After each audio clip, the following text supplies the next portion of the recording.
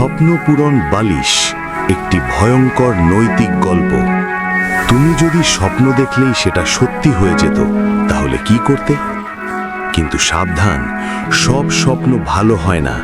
কারণ আজকের গল্পে একটা বালিশ মানুষকে স্বপ্ন নয় দুঃস্বপ্নে ফেলে দেয়। শেষ পর্যন্ত দেখো, কারণ এই গল্পের শেষটা তোমাকে চমকে দেবে। একটা ছোট গ্রামে থাকতো রাহুল নামে এক দরিদ্র ছেলে।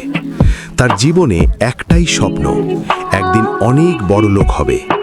কিন্তু যতই চেষ্টা করুক কিছুতেই তার ভাগ্য বদলাচ্ছিল না।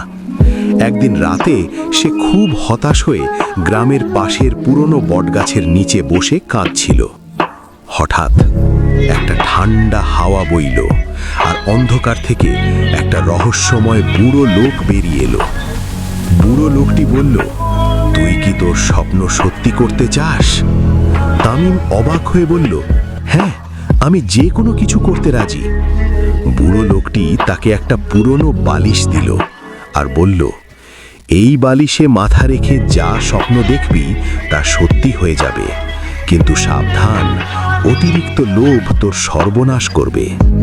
তামিম কিছু না ভেবেই বালিশটা নিয়ে বাড়ি ফিরে গেল। প্রথম রাত সে বালিশে মাথা রাখল আর ভাবল, আমি যদি অনেক টাকা পেতাম। সকালে উঠে দেখে তার ঘর ভর্তি টাকা। তামিম আনন্দে পাগল হয়ে গেল। দ্বিতীয় রাত, এবার সে ভাবল, আমি একটা বড় বাড়ি চাই। পরদিন সকালে সে সত্যিই একটা বিশাল প্রাসাদে জেগে উঠল। এবার তামিম থামল না। সে চাইল সোনা, চাইল দামি গাড়ি, চাইল ক্ষমতা, চাইল সবাই তাকে ভয় পাক। সব কিছুই সে পেতে লাগলো। কিন্তু ধীরে ধীরে একটা অদ্ভুত জিনিস ঘটতে শুরু করলো, ভয়ঙ্কর পরিবর্তন। প্রতিদিন সকালে তার চারপাশে সব কিছু থাকলেও মানুষ কমে যাচ্ছিল, বন্ধুরা হারিয়ে যাচ্ছিল।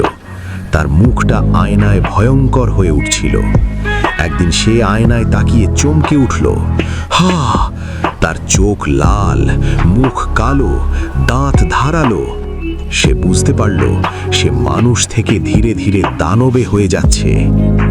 ভয় পেয়ে সে শেষবার বালিশে মাথা রাখল আর বলল, আমি আগের মতো সাধারণ মানুষ হতে চাই।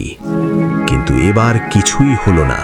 হঠাৎ সেই বুড়ো লোকের ভয়ঙ্কর হাসি শোনা গেল। আমি তোকে সাবধান করেছিলাম, লোভ সব কিছু কেড়ে নেয়।